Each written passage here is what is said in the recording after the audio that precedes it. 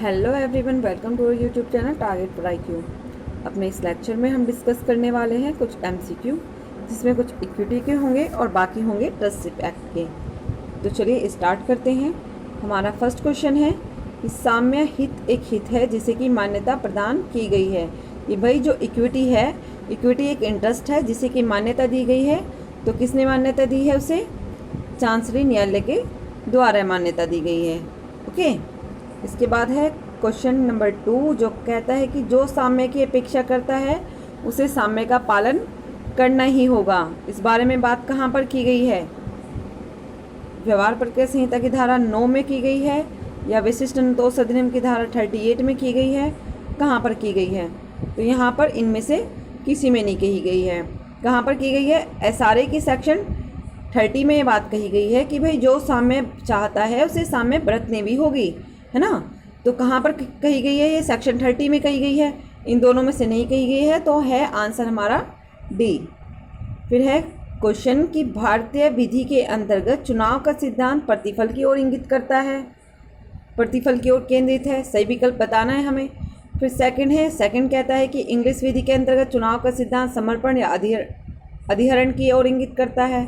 तो ये इनमें से कोई भी नहीं है भाई, ठीक है। इनमें से कोई नहीं है, ना तो ए है और ना ही बी है। भारतीय विधि के अंतर्गत चुनाव का सिद्धांत क्या बताता है कि तुम्हें भाई चुनाव करना पड़ेगा, या तो तुम चुन के क्या कर लो, या अगर तुमने कोई फ़ायदा ले लिया है तो चुन लो कि भाई हाँ ठीक है मैं एक्सेप्ट करता हूँ इस बात को, या इसके लिए डिनाई करता हूँ। ओके, तो वो है चुनाव का सिद्धांत। कहाँ पर दिया गया है? TPA के सेक्शन 35 में। इसके बाद है व्यक्ति जो न्यास के निर्माण के लिए आवश्यक नहीं है। कौन कौन चाहिए होते हैं? न्यास का संस्थापक होना चाहिए, बिल्कुल होना चाहिए। न्यासी होना चाहिए, बिल्कुल। हिताधिकारी भी होना चाहिए, लेकिन विधिक प्रतिनिधि की आवश्यकता नहीं होती है। ओके, तो हमारा आंसर होगा सी, कि व्यक्ति जो न्यास के निर्माण के लिए आवश्यक नहीं है। कौन नहीं आवश्यक है? लीगल रिप्रेजेंटेटिव की कोई ज़रूरत हमें नहीं होती किसी भी ट्रस्ट को तो क्रिएट करने में। फिर है एक वसीयतकर्ता द्वारा वसीयत द्वारा निर्माण किए गए न्यास को उसकी इच्छा से वापस ले लिया जाएगा। कैसे लिया जा सकता है भाई?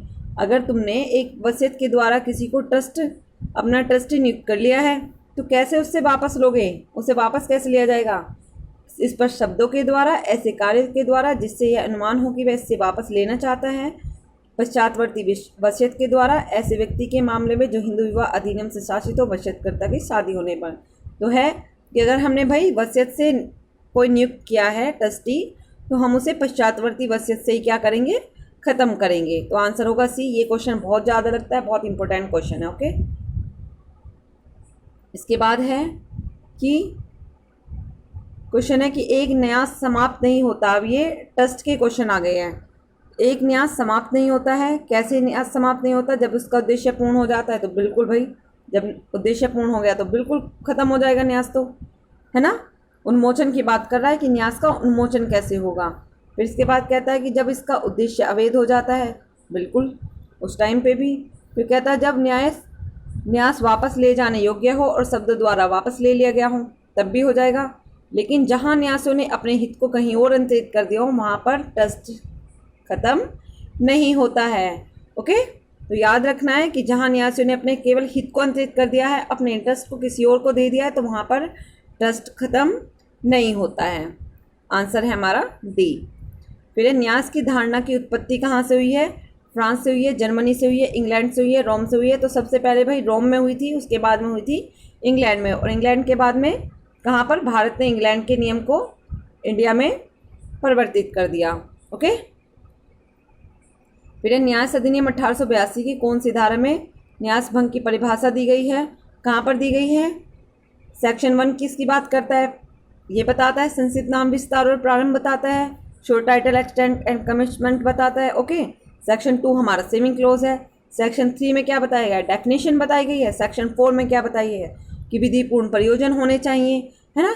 सेक्शन 5 कुछ बाहर वाली कुछ वो बता देता है कंडीशन, कि अगर स्थावर संपत्ति का ट्रस्ट करना होगा तो कैसे करेंगे, चल संपत्ति का ट्रस्ट करना होगा तो कैसे करेंगे, इसकी बात बता देता है। ठीक है, तो हम आंसर क्या है? सी है, जो किसकी परिभाषा देता है? ट्रस्ट की, ट्रस्टी की, और ट्रस्टशिप हमारी जो कोई डीड होगी उसकी। इन सभी के डेफिनेशन कौन देता है? सेक्शन 3 देता है। फिर कह रहा है न्यासधारी कौन हो सकता है, तो न्यासधारी कोई आवश्यक व्यक्ति भी हो सकता है, विवाहित स्त्री भी हो सकती है, कोई निगम भी हो सकता है, उपयुक्त सभी। तो ये सभी क्या हो सकते हैं, ये सभी भाई इन सभी को हम क्या बना सकते हैं, अपना ट्रस्टी बना सकते हैं। आंसर है हमारा डी। इसके बाद है न्यासधारी की शक्ति का निलंबन न्यायालय के द्वारा हो जाता है किस धारा के प्रावधान में, कि न्यासधारी की शक्ति का निलंबन कर दिया जाता है। कहाँ पर कर दिया जाता है, सेक्शन 45 में कर दिया जाता है न्यासधारी की शक्ति का निलंबन। किसके द्वारा, न्यायालय की डिक्री के द्वारा। ओके, तो कहाँ पर किया जाता है, सेक्शन 45 में किया जाता है। इसके बाद है न्यास का अवसान पूरा हो जाता है कि भाई अगर तुमने अपनी प्रॉपर्टी किसी को ट्रस्ट पर दे दी है ना, तो क्या होता है, ट्रस्ट वही तो होता है कि अपना किसी दूसरे पर्सन को विश्वास पर अपनी संपत्ति दे देना है ना, किसी हित जिसके लिए देंगे वो क्या कहलाता है, हिताधिकारी कहलाता है।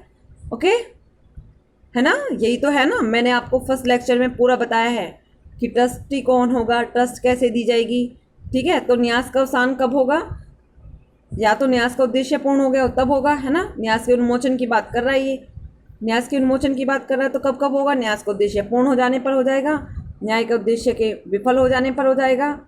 मतलब कि न्यास का जो उद्देश्य है वो अवैध हो गया है, फिर उद्देश्य की पूर्ति असंभव हो गई है, न्यास का विखंडन कर दिया गया है। तो उपयुक्त सभी जो हैं इनसे क्या हो जाता है भाई, इनसे न्यास का उन्मोचन हो जाता है। कहाँ पर दिए गए हैं प्रोविज़न, सेक्शन 77, 78 और 79 में दिए गए हैं। इसके बाद है न्यासकर्ता, और चैप्टर कौन सा है हमारा, न्यास का खत्म होने का, न्यास का निर्वापन का चैप्टर कौन सा है, हमारा चैप्टर है 8। ओके, याद रखना है ये भी। फिर है न्यासकर्ता कब न्यास विलेख के निर्देश के अन्यथा कार्य कर सकता है, कि क्या जब न्यासकर्ता को कोई न्यास विलेख में कुछ काम दिए गए हैं उसके अलावा उसके निर्देश के अलावा कोई काम कर सकता है। कब कर सकता है, कि जब संविदा करने के लिए सक्षम हिताधिकारियों ने न्यास के प्रबंध में परिवर्तन करने की अनुमति दे दी हो, बिल्कुल कर सकता है भाई। तब अगर तुमने बेनिफिशरी ने अगर उसे कह दिया है कि भाई हाँ तुम ट्रस्ट में चेंज कर लो, तो वो कर लेगा, है ना। फिर कहता है जहाँ हितग्राही संविदा करने के लिए सक्षम नहीं है, उसके आरंभिक क्षेत्राधिकार के न्यायालय ने कह दिया है, तब भी करेगा। फिर कहता है जहाँ निर्देश ऐसे हों जो अवैध अथवा हितग्राहियों के लिए प्रत्यक्ष रूप से हानिकारक हो, तो वो क्या कर लेगा, वहाँ पर चेंज कर लेगा। आंसर होगा हमारा डी। इसके बाद है ए 4% में 1000 रुपये का हस्तांतरण बी को करता है, न्यास में करता है। ठीक है, उसके बाद में बी प्रतिवर्ष प्रोद्भुक्त होने वाले ब्याज सी को जीवन प्रति भुगतान करता रहेगा, सी मर जाता है। फिर सी मर जाता है, निम्नलिखित में से कौन सा सही है, तो क्या होगा भाई, बी का निधि का संधारण सी के विधिक प्रतिनिधि के फायदे के लिए करेगा, बी निधि का संधारण ए के विधिक प्रतिनिधि के फायदे के लिए करेगा। बी अब निधि का स्वयं हेतु उपभोग कर सकता है, निधि राज्य द्वारा जब्त होने के दायित्व के अधीन है। तो कह रहा है बस ये इसमें क्वेश्चन में ये है कि अगर ट्रस्ट की गई है ना, ट्रस्ट की गई है और ट्रस्ट के बाद में उसकी मृत्यु हो जाती है, तो किसके लिए करेगा, उसके विधिक प्रतिनिधि के फायदे के लिए करेगा। ठीक है, आंसर बी।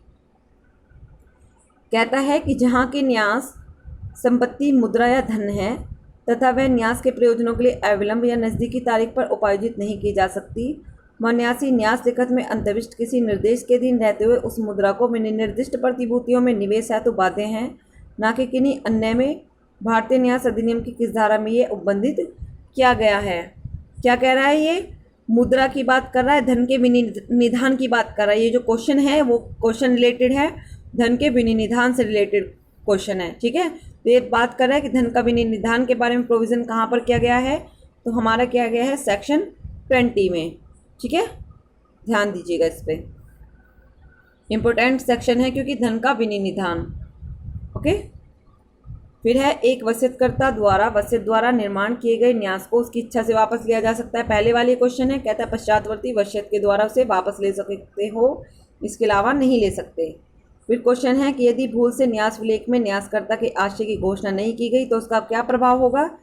क्या अगर तुमने भाई इंटेंशन ही नहीं बताई गई है, जब मैंने आपको ये बताया तो ये भी तो बताया था ना कि कब होगा, न्यास कैसे बनेगी, इंटेंशन बताओ, उद्देश्य बताओ, है ना, तभी तो आप ट्रस्ट पर किसी को प्रॉपर्टी दोगे ना। तो अगर इंटेंशन ही नहीं बताई गई है तो विलेख को निरस्त कर सकते हैं या न्यासकर्ता के आशय के अनुरूप संशोधन किया जा सकता है। तो ये दोनों ही काम किए जा सकते हैं, उपयुक्त दोनों।